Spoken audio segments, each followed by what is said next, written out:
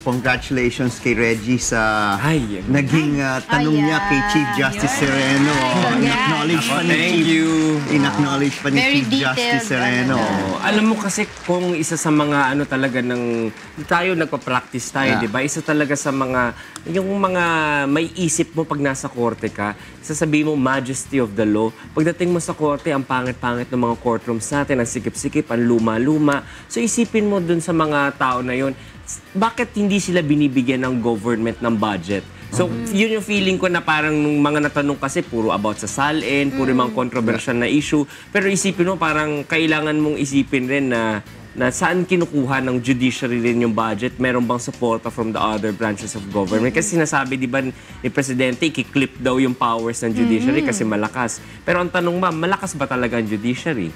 Di ba? In terms of the budget, etc. So, yun, yung, kaya ko natanong yun kasi isa sa mga important talaga na yung mga reforma ng judiciary gawin. Ang galing Attorney Reggie kasi Kong Erin, ang dami ko rin na-receive ng mga text messages commending Attorney Reggie Tonggol of how he did during the interview. Bigyan niya ng jacket. Bigyan ng jacket. Bigyan ng jacket. Pero yung yung parang press ko na yun ni Chief Justice Sereno, ay kumbaga parang na-establish naman niya yung gusto niyang i-establish na separate yung judiciary sa ating sa mga desisyon ng ating Pangulo. Well, yung importante dyan, yung pagiging independent. You know? For lawyers who are officers of the court, talagang yung performance ni Chief Justice there was really commendable. No? And ewan ko, Kuya, anong tingin po ninyo sa press conference ni Chief Justice? Dapat pag-usapan na JDF. Totoo naman. Ang sabi naman niya, Kuya, wala naman daw silang tinatago. Mula daw nung umupo si Acting Chief Justice si Carpio, inilabas na daw yung mga listahan ng JDF doon, pati yung COA audit doon sa kanilang website. So lahat naman daw nandoon, sabi niya. So, kaya nga ngayon, meron na silang amyenda na gustong gawin dyan sa Judiciary Development Fund. At mukhang magtatanggal. Ang problema dyan, yung pagtatanggal ng diskresyon sa kanila. Yes. Diba? Paano ngayon yun? Kasi may mga bagay na talagang dapat siguro may diskresyon din sila. Pag nawala ngayon yun, yan ngayon na isang magiging problema na naman nila dahil awayan na naman yan sa sino ba magdidesisyon sa amin ngayon dito?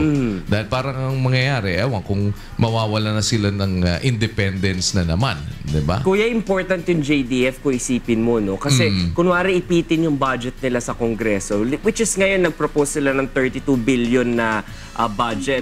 So, ang daming proyekto na makakansela kasi nga ang binigay lang sa kanila ng Department of Budget and Management is 20 billion. So parang 12 billion yung nawala dun sa kanilang proposed budget. So ngayon, sabi ni Chief Justice, paano kung mapapatuloy yung mga naumpisa ng reforma? Ang mga nag-sponsor nun, puro international organization. Pero syempre, may limitasyon din yung mga international organization.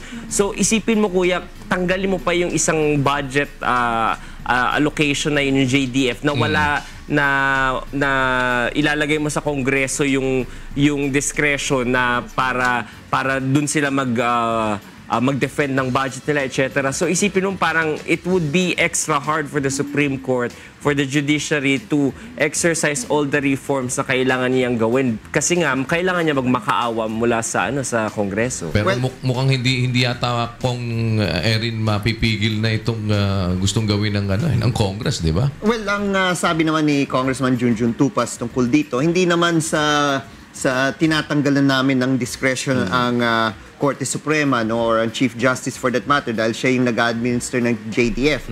Ang sinasabi lang, kailangan lang mas transparent. Hindi namin pipigilan yung paglabas ng pondo, pero kailangan lang ilista kung ano ba ang pinaggagamitan nito. So, dito nagkakaiba ng konti yung posisyon ng House at ng Korte Suprema dito. Dahil yung paglilista ba, yan ba ay magiging sagabal sa pag-release ng pondo?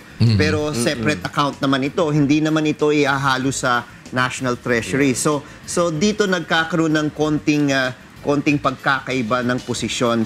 At sinabi nga ni Junjun Tupas, magkakaroon ng muling pagdinig sa susunod na linggo tungkol dito sa judicial Kung development. parang PIDAF yan eh. Alala mo nung kapag kaalyado ka ng presidente, ililista mo yung mga allocations mo sa PIDAF mo, di ba?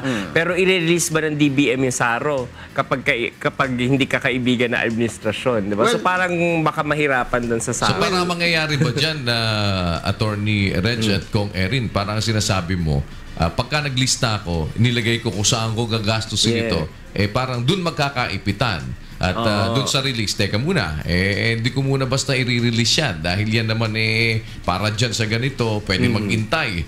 O kaya kung hindi ka medyo mabango doon sa nasa DBM dahil may kumpas din naman ng presidente, ipit-ipitin muna natin. Ganun ba ang sinasabi mo? Yes, I think yun yung kinakatakot din ng Korte Suprema, kuya. Kasi with that, talagang maraming mga yung parang negotiation na mangyayari, di ba? Parang transactional politics na mangyayari. So Kasi ayaw ng Korte Suprema yung ganun. Kasi pag magiging ganun yung sitwasyon, lalabas pa, parang, kasi di ba kayo, Kong Erin, ang problema, kagaya nung panahon mo, kapag kung halimbawa, sumama ka dun sa nagpapa-impeach dun sa dating Pangulong Gloria Arroyo, parang goodbye ka na dun sa mga, dun sa mga pork barrel mo, parang goodbye ka na sa allocation mo. Totoo yan, no, kuya, no? Pero kailangan linawin rin, no? Dahil kung ang JDF, sinasabi natin separate fund ito at ina-administer ng Korte Suprema,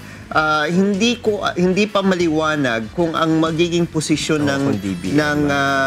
ng House of Representatives na DBM ang mag-a-administer. Ang sinasabi lang ni Congressman Junjun Tupas, kailangan mas maging maliwanag lang yung mga pinaggagamitan. So, ibang tanong ito kung ililipat na sa management ng DBM ito. Magkakagulo yan. And I think it might cause maybe the judiciary to make their own protest dahil ang alam ko ang mga iba't ibang mga huwes, no, sa lower branches gusto rin lang naman nila malaman, no, itemize it, come out with a transparent report, and there's no question, at least we know where it is going. Yun lang naman ang hinihingi. Sige, tignan muna natin ang ating 1360 Satellite Monitoring Center.